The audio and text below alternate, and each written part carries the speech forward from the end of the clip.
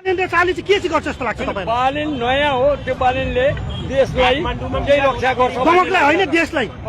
देशभरि रक्षा गर्छ कि उनीहरूले त एउटा आफ्नो परिवारलाई मात्रै रक्षा गरे। हजुरले केपी ओलीको क्षेत्रमा त यहाँ नेपाली काङ्ग्रेस छ, नेकपा नेपाली कम्युनिस्ट पार्टीहरू छ, राष्ट्रिय प्रजातन्त्र पार्टी, किन उहाँहरूप्रति चाहिँ तपाईँहरूको किन अहिले अलिकति उहाँहरूको गरेको देखेर सबै अगाडि यति अमन भएर अब नयाँ फेर्ने उहाँहरूले आफ्नो मात्रै भुँडी भरे, देशको लागि गरेनन्। देशको लागि गर्ने चाहिएको हामीलाई। तर केपी ओलीले त यो दमक नगरपालिकामा त केही त विकास गरेको होइन र प्रधानमन्त्रीको हाइट त्यो त तपाईँको विकास त बाध्यता गर्नु पर्यो। साथीहरू, बालेन शाहको बारेमा बोल्ने दाईहरू अङ्कलहरू हेर्नुहोस् कसरी बोल्दै हुन्छ। बुढाबुढी लिएर सानो ठुलो भर्खरको सबैले सपोर्ट गरिरहनु भएको छ। यो त बालेन शाह रासपा होइन, घन्टी चिन्हको घन्टीले जित्यो भने देशमा पुरै परिवर्तन हुन्छ जस्तो लाग्दैछ यार। यति ठुलो भिडभाड, यति हल्ला चर्को अब सबै उनीहरूको बारेमा बोल्ने मान्छेहरू अहिलेसम्म कुनै पनि नेताको बारेमा मैले देखेको थिइनँ यार। त्यति धेरै चर्चा परिचर्चा भइरहेछ सबैको छेउमा, लाग्छ केही ठुलै हुन्छ भन्ने लागेको छ। र सबैजना झापामा पनि सबैजनालाई यो अनुरोध गर्छु कि म बालेन शाह, रवि सरहरू आउँदा ओर्दा चाहिँ सबैले सुरक्षित र साथ राख्नुलाई सुरक्षा दिनु होला। उहाँहरूको सुरक्षा हाम्रो कर्तव्य है साथीहरू। निश्चित रूपमा बालेन शाहले जित्नुहुन्छ। गाउँमा त हेर्नुहोस्, केपी ओलीको थाहा छैन, बच्चालाई बालेन शाहको भन्ने थाहा छ। बालेन शाह चाहिँ कसैले हल्लाएर हल्लिने खालको मान्छे होइन, एक्लै लड्ने रवि लामिछाने जस्तै मान्छे हो। म झापा पनि पुगेको, केपी ओलीको कुनै पनि तुक छैन। केपी ओलीलाई काउन्टर दिन सक्ने एकमात्र नेता बालेन, एकदम काउन्टर दिने योद्धाको रूपमा चाहिँ बालेन शाह आउनु भएको छ। हामी एकदम हर्षले विभोर भएका छौँ। झापाले नयाँ प्रधानमन्त्री पाउँदैछ, हामीले चाहिँ एउटा जिल्ला बनाउने नेता होइन क्या, देश बनाउने नेता खोज्नु पर्यो नि त। त्यस कारणले अब चाहिँ देश बनाउने नेता को भन्दाखेरि त रवि बालेन स्वर्णिमहरू हो नि त। राजसभाको त्यहाँ बहुमत छ, त्यो राजसभाको बहुमत भनेको बालेन शाहको बहुमत हो। बालेन शाहले तपाईँले नगरपालिकामा विगत दुई अढाई वर्षदेखि गरेको क्रियाकलाप देख्नु न, दुनियाँ संसारले देखेको छ, विश्वले देखेको छ, झापाले देख्दैन। झापा त अन्धो छैन होला नि, झापाका जनताका पनि आँखा छन्, सचेत छन्, बुद्धि छ होला नि। 35 वर्ष केटो बालेनको क्रेज झापा 5 मा यस्तो रहेछ त, उहाँको चाहिँ क्रेज भने। तपाईँले सबै अङ्कलहरूले भनेको कुरा कस्तो लाग्छ कमेन्ट गर्नुहोस् प्लिज। सुन्नुहोस् है साथी, झापालीहरूलाई तारिफ गरेको यो दाइले कस्तो लागिरहेछ तपाईँहरूलाई? मलाई त धेरै खुसी लागिरहेछ यस्तो धेरै राम्रो तारिफ सुन्दाखेरि क्या। 18 जति पढे लेखेका मान्छे झापाका हुन् मलाई जहाँसम्म लाग्छ। त्यहाँका मान्छेले गल्ती साह्रै गर्छन् जस्तो मलाई लाग्दैन, तिनीहरूले गल्ती गर्छन् जस्तो चाहिँ मलाई लाग्दैन। बालेन शाह विजय हुन्छ झापाबाट। भारी यस्तो छ, उसको पनि केही न केही चाहिँ होला, तर पनि 15 देखि 20 हजारको डिफरेन्सले चाहिँ जित्नुपर्ने मेरो पनि त्यहाँ उ गरेर बुझ्दाखेरि। सांसद पनि गलत निस्कियो भने राइट टु रिकलको व्यवस्था राष्ट्रपतिमा छ। यो इतिहास रच्ने बेला हो। इतिहास रच्ने बेलामा कयौं घाउहरू लाग्छन् हामीलाई। देशलाई घाउ लागेको छ भने तपाईँ हामीलाई काहीँ न काहीँ घाउ लाग्छ। रवि दाइले भनेको सुन्नुभयो होला नि, यदि सांसदबाट कोही नराम्रो निस्किन्छ भने त्यसलाई सांसद मन्त्रीबाटै निकाल्न सक्छु भन्ने विश्वास दिलाउनु भएको छ जनतालाई। यतिको विश्वास दिलाउने नेता चाहिँ भेट्न गाह्रो छ साथीहरू। के हो यस्तो साह्रो क्या बालेन शाहलाई त। झापामा त अरू ठाउँभन्दा धेरै झापालीहरूले साथ दिइरहेछन् जस्तो लागेको छ मलाई। झापालीहरूले साँच्चै धेरै हेल्प गरिरहेछन् है सबैले, र सबैजना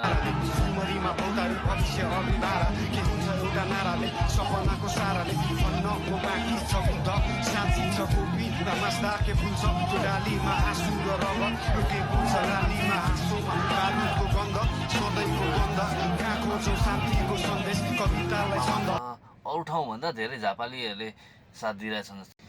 सम्पूर्ण देशवासी र झापामा बस्ने, स्पेसल झापामा बस्ने मान्छेहरूलाई म यो एउटा कुरा के स्मरण गराउन चाहन्छु भने, सोसियल मिडिया आउँदै सबैतिर चर्चा परिचर्चाहरू छ नि, Dubai, Qatar, Saudi, Malaysia, Bahrain, Kuwait, यी देशहरूमा जाने चेलीबेटीहरू क्या, बङ्गाली, पाकिस्तानी, पठानी, अरबी, दायामा जति उताको मान्छेहरू बसेको छन्, बाहिर आएको छन्, तिनीहरूसँग बिग्रेको छन्, उनीहरूसँग लागे होइन। र उनीहरूसँग लागेर देशको नाम खराब त गरे बाबाआमाको इज्जत डुबाए, यो गरे त्यो गरे, फल्ना थोकले डिस्ट्र्याक्ट गरे भनेर पुरा चर्चा परिचर्चा छ, गरि पनि रहेको छन्। मलाई चाहिँ लाग्छ भने यति हामीले यो कुरा सुनिरहेको छौँ नि त हामीले, अरूको छोराछोरीले गरे भनेर यस्तो सुनिरहेको छौँ नि त होइन। अब यो ताल पनि यस्तो हामीले सही मान्छे चिनेर सही मान्छेलाई भोट दिएर सही मान्छेलाई माथिको ठाउँमा पुर्याउन सक्यौँ भनेको खण्डमा अर्कोचोटिको त्यो सुन्ने पालो नि हाम्रो छोरीहरूले अब जुन आमा बुवाहरू हुन्छ छोरीहरू छ नि तिनीहरूले यस्तो काम गरे भनेर चाहिँ हाम्रो मोबाइल हुँदै आउने छ क्या साथीहरू। देशमा अब पनि परिवर्तन हुन सकेन भने चाहिँ यो कन्फर्म चाहिँ अहिले त हामी अरूको छोराछोरीले गऱ्यो भने यो यिनीहरू नक्कलीहरू यिनीहरू काम गर्छन् देशको काम नाम गरे बुढालाई धोका दिइरहेछन् यो गरेछ भनेर सोचिरहेछौँ नि। अब पनि हामीले सही मान्छेलाई जिताउन सकिने सही मान्छेलाई सही ठाउँमा पुर्याएर सही निर्णय दिन सक्यौँ भने नि अहिले निर्णय गर्ने काम हाम्रो हो क्या साथीहरू। यति हामीले यो काम गर्न सकेनौँ भने याद राख्नु कि आउँदा दिनहरूमा हाम्रो छोरीचेली बुहारीहरूको नाम चाहिँ यो मोबाइल हुँदै आउनेछ कि अनि हामीले त्यतिखेर बोल्ने बाटो हुने छैन क्या साथीहरू। ती कुरालाई याद गरेर पछि ती कामहरू नहोस् भन्नाले अहिले हामीले सही मान्छेलाई सही ठाउँमा भोट दिन जरुरी छ। पुरानै मान्छेहरू धेरै हाम्रो पुरानो नाता छ त्यो मान्छे हाम्रो मनबाट बसेको छ मनको कुरालाई हटाएर अब सही मान्छे रोज्ने समय आएको छ। यदि सही मान्छेलाई रोजेर हामीले गऱ्यौँ भने छोरीचेलीहरूको पछि हुने कामहरू आज हामीले सही ठाउँमा गऱ्यौँ भने पछि हुने हाम्रो बेइज्जत छ नि आज हामी रोक्न सक्छौँ है साथीहरू। यो कुरा चाहिँ हामीले दिमागले सोच्न जरुरी छ क्या। त्यही भएर समूल परिवर्तनको लागि हाम्रो योगदान स्पेसल छ। स्पेसल झापावासीहरू है हामीहरू भन्नु भने हामीहरूले यो सोच्नुपर्छ सम्पूर्ण देशवासीको छोरीहरू नबिग्रुन् बुहारीहरू नबिग्रुन् भनेर हामीले सोच्नु। हाम्रो छोराछोरी पनि छोरीहरू नि हुन्छ नि त होइन छोरीहरूको नि त बढी देशमा काम छैन काम नभएपछि विदेश जानुपर्छ। विदेशमा अब काम नसिकेको मान्छेहरूको सेलेरी छैन 1000 रुपियाँ 1100 12 घन्टाको 1100 आउँछ यार 12 घन्टा काम गर्दाखेरि। अनि बुढी छोराछोरी हुन्छन् बुढाबुढी बुवा मम्मी सासु ससुरा हुन्छन् उनीहरूको औषधि उपचार शिक्षा नानीहरूको स्वास्थ्य सबै विचार गर्नु पर्यो नि त। अनि के गर्ने त उनीहरूकोसँग पनि बाटो छ उनीहरू पनि मजबुरीमा अरूसँग लागेको छन् जस्तो लाग्छ क्या मलाई। उनीहरू रमाइलो गर्नलाई मात्रै आफ्नो शरीर बेचिरहेको छैन क्या। त्यो पाकिस्तानी उनीहरूसँग त्यो मान्छेहरू छन् जुन मान्छेहरू छन् नि जुनसँग सम्बन्ध बनाएको छ नि अहिले मान्छेहरू तिनीहरूसँग सम्बन्ध बनाए बापत चाहिँ उनीहरूले चाहिँ महिनाभरिको खर्च पे गर्दै उनीहरूको सेलेरी बच्छ। त्यो सेलेरी चाहिँ हामी हाम्रो छोराछोरी परिवारलाई खर्च गर्न सक्छौँ पाउँछौँ भनेरै उनीहरू त्यो गलत काममा लागिरहेका छन् क्या। गलत काम अब पनि हामीले सही ठाउँमा सही मान्छेले जिताउन सक्यौँ भने त्यो गलत ठाउँमा लगाउने काम चाहिँ हामीले गरेको हुन्छ क्या साथीहरू। यो कुरा चाहिँ ध्यान दिएर सुन्नुपर्छ। यदि हामीले त्यो कुरालाई पछि हाम्रो छोरीहरूले त्यस्तो नगरून् भन्ने चाहन्छौँ भने अहिले सही मान्छेलाई चाहिँ भोट दिएर सही ठाउँमा अगाडि बढाउन सक्नुपर्छ हामीले र बढाउनुपर्छ। अब 4-5 महिनाको कुरा छ मनमा कुरा नखेलाइकन यता दायाँ नगरिकन एकअर्कालाई भनौँ साथीहरू यसलाई दिनुपर्छ पछि यो कुराहरूलाई सम्झाउँ।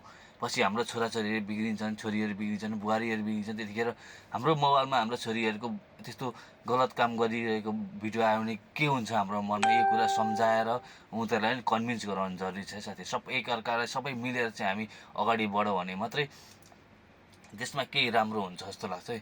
अब तपाईँहरू त सबैजना बुझ्ने मान्छे नै हुनुहुन्छ यति नबुझ्ने त हुनुहुन्न होइन।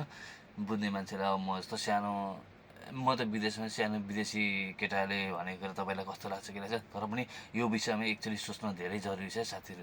र आजलाई यो भिडियो यति नै आउने दिनहरूमा नि नयाँ राम्रो भिडियो लिएर आउने छु तपाईँसँगलाई साथीहरू। लाइक सब्सक्राइबको धेरै जरुरी छ र भ्युज पनि आइरहेको छैन साथीहरू त्यो गरिदिनुहोस्। युट्युबबाट आएको इन्कमले चाहिँ म साथीहरू यति चाहिँ भन्न चाहन्छु म आफ्नोलाई त हुन्छ नि म लगायत मेरो वरिपरि गाउँ छर छिमेकको गरिब दुखीहरूलाई पनि म सहयोग गर्छु।